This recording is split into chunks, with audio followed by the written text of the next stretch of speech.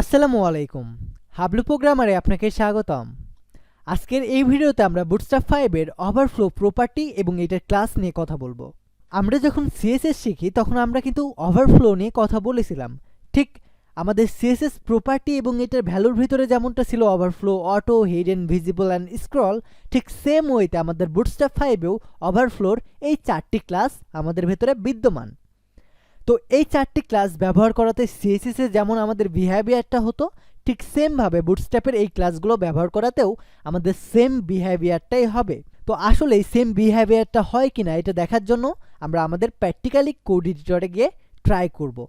এটার জন্য আমি শুরুতে একটা ডিভ ক্রিয়েট করব অ্যান্ড এই ডিভের ভেতরে আমি কন্টেইনার নামে একটা ক্লাস তৈরি করব। এই কন্টেইনারের ভেতরে আমি একটা ডিভ নেব অ্যান্ড এই ডিভের ভেতরে আমি ক্লাস তৈরি করব।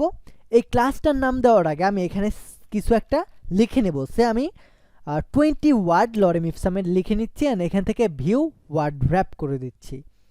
দেন এটার ভেতরে শুরুতে আমি ওভারফ্লো হাইফেন অটো এই জিনিসটা ব্যবহার করব, এই ক্লাসটা ব্যবহার করব।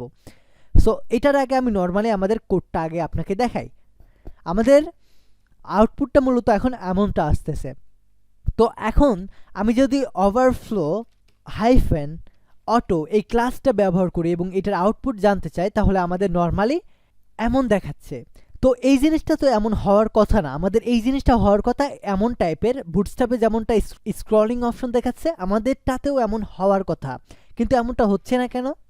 এমনটা না হওয়ার কারণ আমরা এটাতে কোনো উইথ হাইট সেট করি নাই, যার কারণে সে উইথ হাইট পাইছে, তাকে তো আর স্ক্রল করার প্রয়োজন নাই। সুতরাং এটার জন্য সেখানে আর উইথ হাইট থাকাতে সে আর জায়গা দেয় নাই।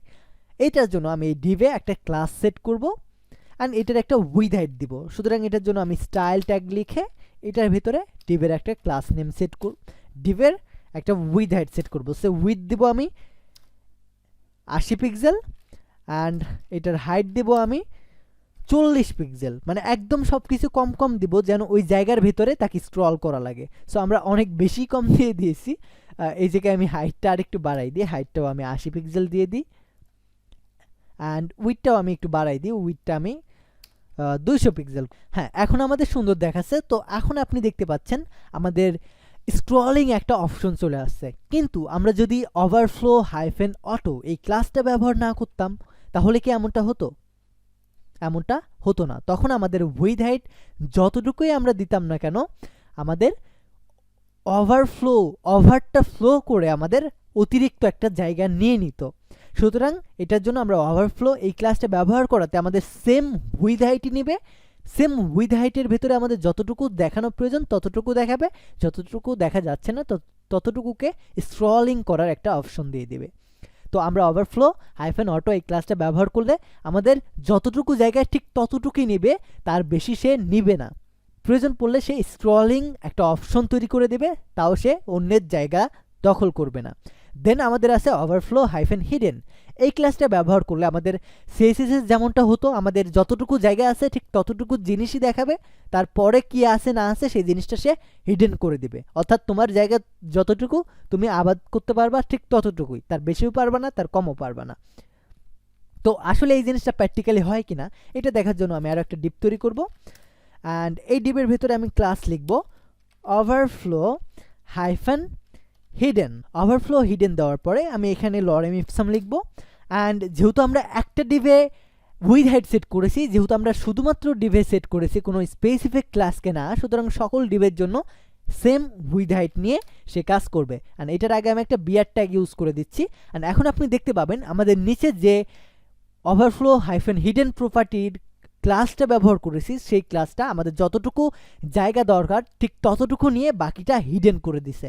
আমি যদি এই ক্লাসটা ব্যবহার না করতাম তাহলে কিন্তু আমাদের এমনটা হইতো না, আমাদের এক্সট্রা জায়গা নিয়ে দেখেন সম্পূর্ণ আউটপুটটা দেখাতো, এটার মতো স্ক্রলিং ইফেক্ট নিত না, অন্যের জায়গা জোরপূর্বক দখল করে রাখতো। কিন্তু এটা তো লিগ্যাল না, সুতরাং এটার জন্য আমরা ওভারফ্লো হিডেন প্রপার্টিটা ব্যবহার করতেছি, যেটার জন্য জায়গা যতটুকু ঠিক ততটুকুই আমাদের দেখাবে, তার বেশিও না কমও না।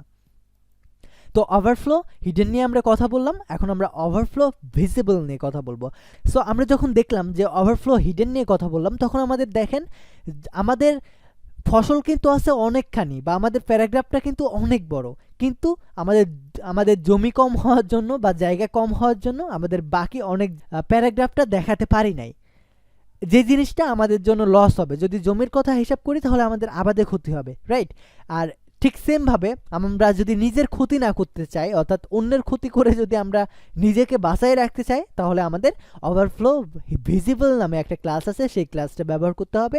সেই ক্লাসটা ব্যবহার করলে আমাদের যতটুকু জায়গা ঠিক ততটুকু নিবে, নেওয়ার পরে সে কোনো স্ক্রলিং ইফেক্ট না করে সেখানে সে জোরপূর্বকভাবে তার যতটুকু আবাদের জমি দরকার বা যতটুকু তার ফসল দরকার ততটুকুই সে একচেটিয়াভাবে দখল করবে এবং সেটা শোও করবে।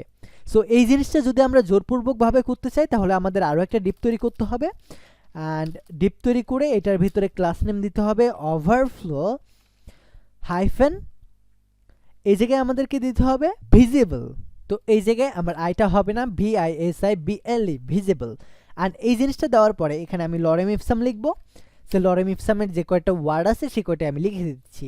দেন এইটার পরে আমি যদি এখন আমি রিফ্রেশ করি একটা, আমাদের আউটপুটটা এই জায়গায় দেখাচ্ছে। সুতরাং আমি একটা বিআর ট্যাগ ইউজ করি তাহলে আমাদের বুঝতে সুবিধা হবে। অ্যান্ড এই জায়গায় আমরা দিয়েছি ওভারফ্লো ভিজিবল। এই জিনিসটা বোঝার জন্য আমরা আমাদের সিএসএসে গিয়ে এটার একটা ব্যাকগ্রাউন্ড কালার সেট করতে পারি, অর্থাৎ আমাদের যতটুকু জায়গায় ঠিক ততটুকুর একটা ব্যাকগ্রাউন্ড কালার সেট করে দিচ্ছি, তাহলে আমাদের বুঝতে সুবিধা হবে। দেখেন আমাদের যতটুকু জায়গা ঠিক ততটুকু তো আমাদের নিয়েছে, নেওয়ার পরে আমরা যেহেতু ভিজিবল করে দিয়েছি সুতরাং জোরপূর্বক সে আবার এতটুকু জায়গা দখল করে নিয়েছে।